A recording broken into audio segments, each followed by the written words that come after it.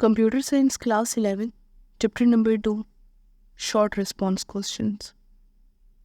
First question है differentiate between part A में clarity versus efficiency. इसको यहाँ पे हम डिफरेंट एस्पेक्ट से डिफरेंशिएट करेंगे, ऑलमोस्ट 4 to 5 हर एक को डिफरेंशिएट करेंगे। आप इसमें अगर शॉर्ट क्वेश्चंस के लिए आंसर लिखना चाहते हैं तो 3 पॉइंट्स ज़रूर चूज़ कीजिए, 3 या 4, ठीक है। बाकी आप अपनी मर्ज़ी से स्किप कर सकते हैं, लेकिन उसको अंडरस्टैंड करना ज़रूरी है। तो डेफिनेशन देख लेते हैं। सबसे पहले क्लैरिटी है ease of understanding and simplicity. Word ease use हो रहा है कि हमारे पास जो डेटा है, प्रोग्राम है, ये कोड है, उसको कितना इजीली हम अंडरस्टैंड कर सकते हैं और वो कितना सिंपल है, ये उसकी क्लैरिटी है। जबकि एफिशिएंसी ये है कि उसका आउटपुट मैक्सिमम होगा जबकि उसके रिसोर्सेस मिनिमम होंगे, ठीक है।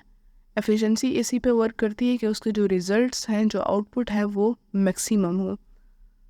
क्लैरिटी का जो फोकस है वो ये है कि जो इन्फॉर्मेशन या प्रोसेस है उसको क्लियर बना दे, ठीक है।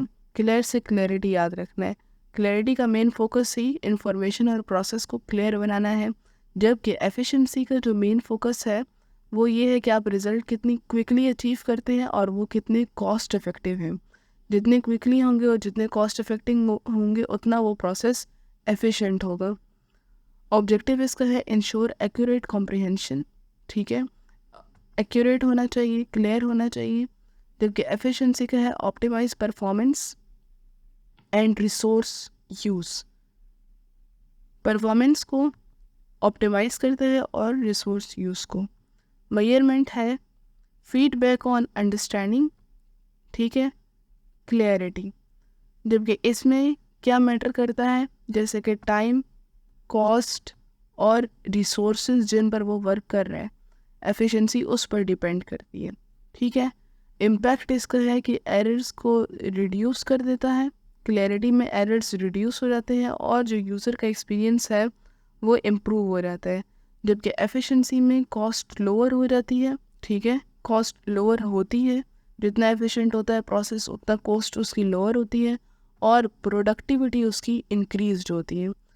एग्जाम्पल्स इसकी हैं clear instruction in a manual, ठीक है। Clear instructions in a manual, जब वो क्लियर होंगी सही क्लैरिटी है उसकी।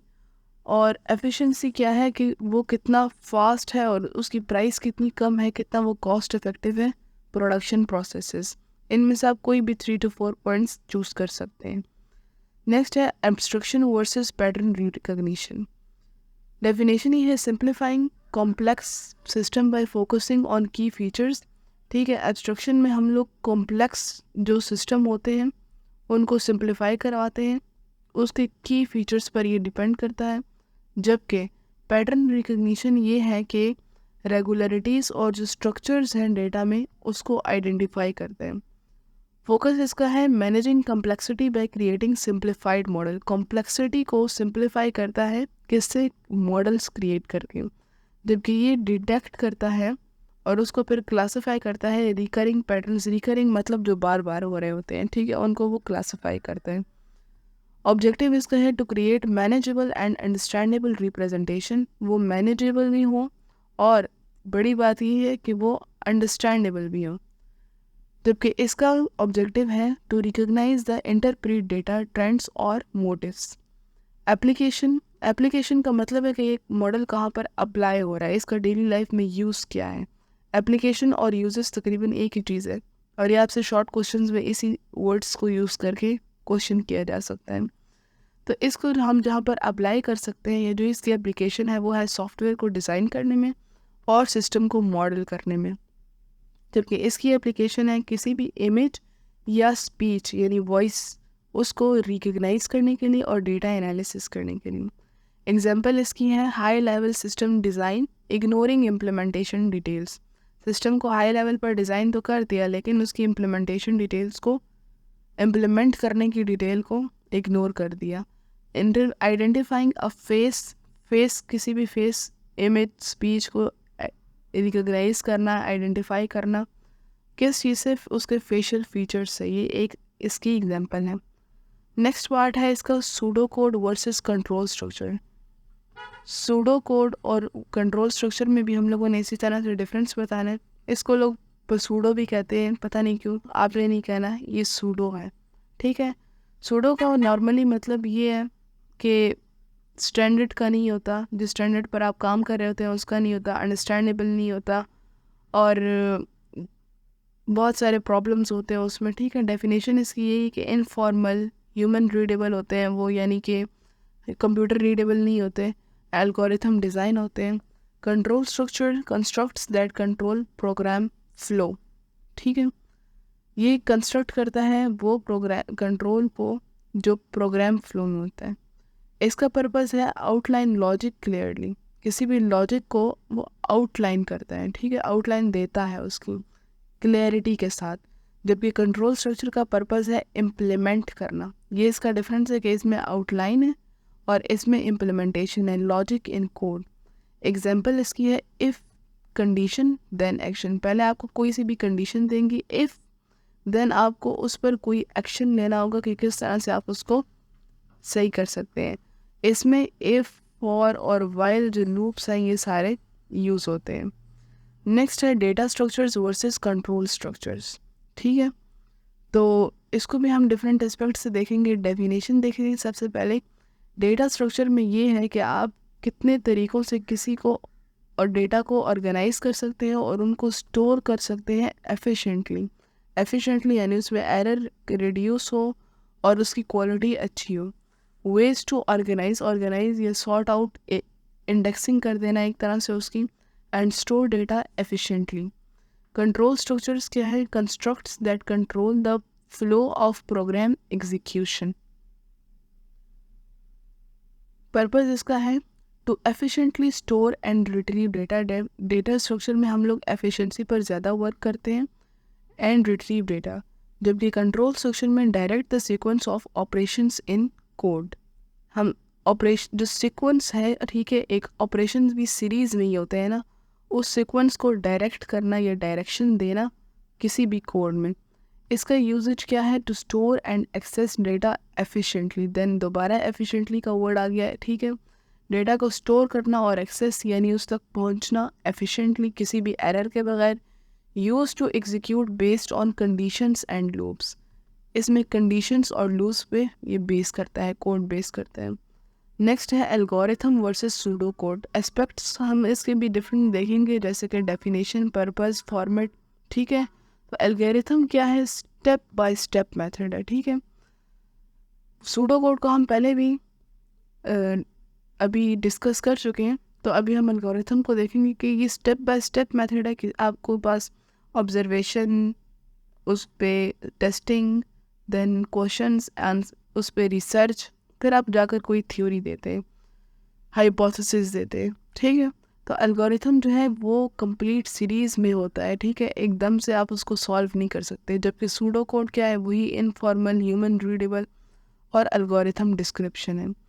इस एल्गोरिथम का पर्पस होता है कि किसी भी प्रॉब्लम को सॉल्व कर लिया जाए, ठीक है, एक स्टेप बाय स्टेप मेथड के ज़रिए। जबकि सूडो कोड का जो पर्पस है वो ये है कि किसी भी एल्गोरिथम को, ठीक है, यानी उस सीरीज़ को डिस्क्राइब कर ले बग़ैर किसी एरर के, क्लियरिटी के साथ। इसका फॉर्मेट होता है कि ये आप नेचुरल लैंग्वेज यानी जो हम बोलते हैं या जो लिखी हुई है आपके सामने, इस तरह की लैंग्वेज में इसको हम लिख सकते हैं। जबकि स्ट्रक्चर्ड लैंग्वेज, इसको सूडो कोड को हम स्ट्रक्चर्ड लैंग्वेज या कंप्यूटर कोडिंग लैंग्वेज जो होती है उसी में ही लिखते हैं। नेक्स्ट है यूजेज। ये कहाँ पे यूज़ होता है? Define the solution approach. Solution को डिफाइन करने के लिए और उसको अप्रोच करने के लिए यूज़ होता है। जबकि documents the algorithm in A readable format. Documents यानी उसको फॉर्मेट चेंज कर देता है उसका, एल्गोरिथम को एक रीडेबल। एल्गोरिथम एक कंप्यूटर कोड होता है, उसको ह्यूमन कैसे रीड कर सकते हैं या फिर अंडरस्टैंड कर सकते हैं, तो उसको वो एक रीडेबल फॉर्मेट में कन्वर्ट कर देता है कि फिर उसको ह्यूमन ईजीली पढ़ सकें। नेक्स्ट क्वेश्चन है right a note on working of a bubble sort, ठीक है। तो bubble sort work repeatedly by studying through a list. वो रिपीटेडली, वो इसमें वर्ड बहुत यूज़ होता है, ठीक है। बबल सॉर्ट रिपीटेडली वर्क करता है। Comparing adjacent item. एडजेसेंट यानी जो एंगल होता है उसका, ठीक है, इस तरह का and swapping them if they are in the wrong order. उनको एडजेसेंट आइटम्स को कंपेयर करता है, देन उनको स्वैप कर देता है। अगर वो रॉन्ग ऑर्डर में हैं तो उनको फिर वो स्वैप कर देता है। ये प्रोसेस रिपीटेड होता है जब तक स्वैप्स नहीं नीडेड होते। The process is repeated until no swaps are needed, indicating that the list is sorted. कि लिस्ट जो है वो ये फिर इंडिकेट कर देता है कि लिस्ट जो है वो सॉर्ट हो गई है। The algorithms gets its name because smaller elements bubble to the top of the list. ठीक है, यही इसका आंसर है। नेक्स्ट क्वेश्चन है, write the name of commonly used computational artifacts made during computational thinking. इसमें हमसे सिर्फ नेम्स कहा है तो उसकी हमें कोई भी डिटेल देने की ज़रूरत नहीं है, जस्ट नेम लिखने। तो यहाँ पर ऑलमोस्ट मैंने 10 नेम्स लिखे। Algorithm, flow chart, pseudo code, data structures, diagrams, models, flow diagrams, decision table, pseudo code और स्क्रिप्ट्स। ठीक है, आप इनमें से कोई भी 4-5 चूज़ कर सकते हैं। क्वेश्चन नंबर 4 है, why do we prefer binary search algorithms rather than linear search algorithm. Binary search को हम प्रेफर करते हैं लीनियर सर्च के मुकाबले में, ऐसा क्यों होता है? Binary search is preferred over linear search when dealing with sorted data. ठीक है, ये ऑर्गेनाइज्ड डाटा, जब डाटा सॉर्ट हो चुका होता है। Because it is more efficient. हम इसको क्यों प्रेफर करते हैं? उन्होंने असल में हमसे प्रेफरेंस की वजह पूछी है ना, तो वही हम बताएंगे कि इसकी एफिशिएंसी ज़्यादा होती है, ये मोर एफिशिएंट होता है with the time complexity of O log of n. ये इसकी टाइम कॉम्प्लेक्सिटी है O log of n compare to linear search O n. जो है ना बाइनरी सर्च, उसमें ओ लॉग ऑफ एन होता है। ठीक है, ये इसकी टाइम कॉम्प्लेक्सिटी है, जबकि लीनियर सर्च की ओ ऑफ एन होती है। Binary search repeatedly divides the search interval in half, making it faster for large data sets, और ये प्रोसेस को फास्ट भी कर देता है। नेक्स्ट क्वेश्चन है, what are the advantages of using flow charts. ठीक है, फ्लो चार्ट्स को हम यूज़ करते हैं, उसके क्या एडवांटेजेस हैं? तो flow charts offer several advantages in the context of designing. Flow chart हमें किस में हेल्प करता है? डिज़ाइनिंग में, एनालाइजिंग में, डॉक्यूमेंटिंग में और सिस्टम को प्रोसेस करने में।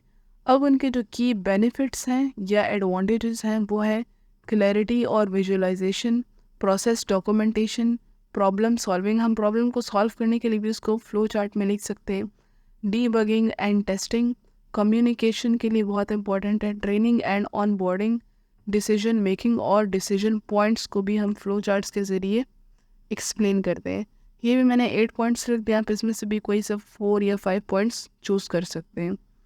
इस चैप्टर के लॉन्ग रिस्पॉन्स क्वेश्चन भी रेडी हैं। ठीक है, डॉक्यूमेंट्स मैंने रेडी कर दिए हैं। इसमें वैसे काफ़ी ज़्यादा टाइम लग गया, तो इसकी वीडियो भी जल्द अपलोड कर दी जाएगी। आप चैनल को सब्सक्राइब कर लें ताकि वीडियो सबसे पहले आप तक पहुंचे और लेट ना हो। Thank you.